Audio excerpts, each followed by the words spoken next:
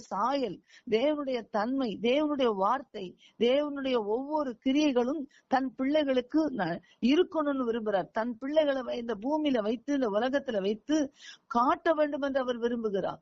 என் பிள்ளைகள் வாழணும். சாதாரண பெற்றோரே பிள்ளைகளை குறித்து சொல்லுவாங்க, பிள்ளைகள் பிள்ளைகள் நல்லா வச்சிடணும், நாம தான் அப்படி இருக்கோம், நம்ம பிள்ளைகளை நல்லா கொண்டு வந்துடணும், நல்லா படிக்க வச்சிடணும், நல்ல பெரிய உத்தியோகத்துல கொண்டு வச்சிடணும் அப்படின்னு எவ்வளவோ கஷ்டப்பட்டு உழைத்து அவர்களுக்காக நேரத்தை செலவு பண்ணி, பணத்தை செலவு பண்ணி, அவங்க உடலை செலவு பண்ணி பிள்ளைகளை கொண்டு போய் அவங்கள படிக்க வச்சு அவங்களுக்காக பிரயாசங்கள் எடுத்து வைக்கிறாங்க.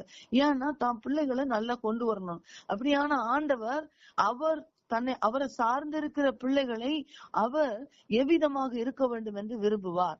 நீங்க சாதாரணமா இருக்கிற நீங்களே முட்டைய கேட்டா நீங்க தேளை கொடுப்பீர்களா அப்படின்னு கேக்குற, கர்த்தர் ஸ்தோத்திரம். அப்படி ஆனா நான் எப்படி கொடுப்பேன் அப்படின்றதுக்கு உதாரணமாக அங்க சொல்லி இருக்கிறார்.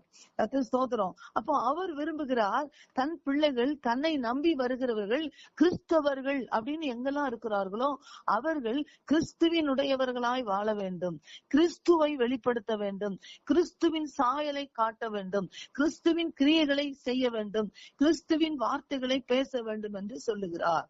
ஆகினால் இந்த மாதிரி வார்த்தைகளை எல்லாம் ஆண்டவர் நமக்கு சொல்லி வச்சிருக்கிறார். அவன் அவன் அவன் அவன் தன் தன் வாயின் பலனால் திருப்தி அடைவான். அப்படியானா வாயிலிருந்து வரக்கூடிய வார்த்தைகளை நீங்களும் நானும் கவனமாய் கவனிக்க வேண்டும். பேசுகிற எந்த வார்த்தையா இருந்தாலும் ரொம்ப யோசித்து பேசணும். மனப்பாத்திரி அவசரப்பட்டு சொல்லிடக்கூடாது. வீட்டுக்குள்ள எதையாவது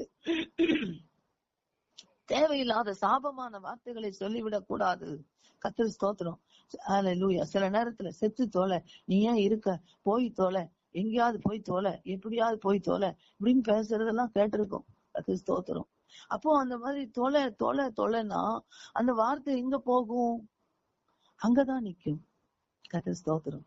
வீட்டுல கூடி, அதனாலதான் நீங்க எங்கேயாவது கூடி உட்கார்ந்து பேசுனாங்கன்னா அங்க போய் உட்காராதீங்கன்னு ஆண்டவர் சொல்லி கொடுத்திருக்கிறாரு. எவ்வளவு அழகா சொல்லி தர்றாரு. அங்க போய் உட்காராதீங்க. எங்கேயாவது பேசிட்டு நடந்து போயிதான் அங்க போய் நீங்க நடக்காதீங்க. துன்மார்க்கமா பேசுற இடத்துல போய் பாக்காதீங்க. அந்த மாதிரி எல்லாம் அப்படிலாம் நீங்க விலகி வாழ்ந்தீங்கன்னா உங்க வாழ்க்கையில நீங்க எப்படி இருக்கும்னு சொன்னாரு. நீங்க செய்வது எல்லாம் வாய்க்கும் அப்படின்னு சொல்லி கொடுத்தாரு.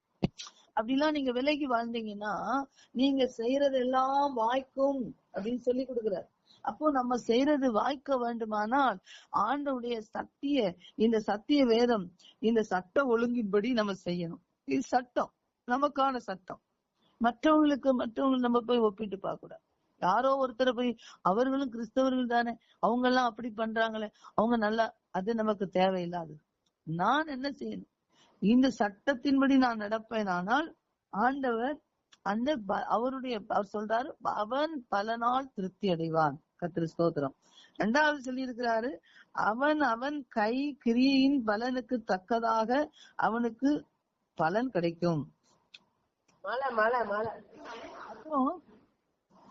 அவன் அவன் கையின் கிரியைக்கு பலன், கையின் கிரியின் பலனுக்கு தக்கதாக அவனுக்கு கிடைக்கும் என்று சொல்றார். அப்ப நம்ம கையின் கிரியைகள், கையிட்டு செய்கிற எல்லா கிரியைகள், வேலைகள், நம்ம கையினால செய்கிற வேலைகள், அதற்கும் என்ன உண்டோ பலன் உண்டுன்னு சொல்றாரு. கர்த்தர் நல்லவர். அதனால ஆண்டவர் சில ஆலோசனைகளாக நீங்க ஆசீர்வதிக்கப்படணும், நீங்க உயர்த்தப்படணும் அப்படின்றதுக்காக, நீங்களும் நானும் வாழணும் அப்படின்றதுக்காக சில ஒழுங்குமுறைகளை வைத்திருக்கிறார். இதையெல்லாம் நீங்க பின்பற்றணும், இதையெல்லாம் நீங்க கடைபிடிக்கணும், அப்போ நீங்க ஆசீர்வதிக்கப்பட முடியும் அப்படின்னு சில காரியங்களை சொல்லி தர்றார். அது நல்லவர்.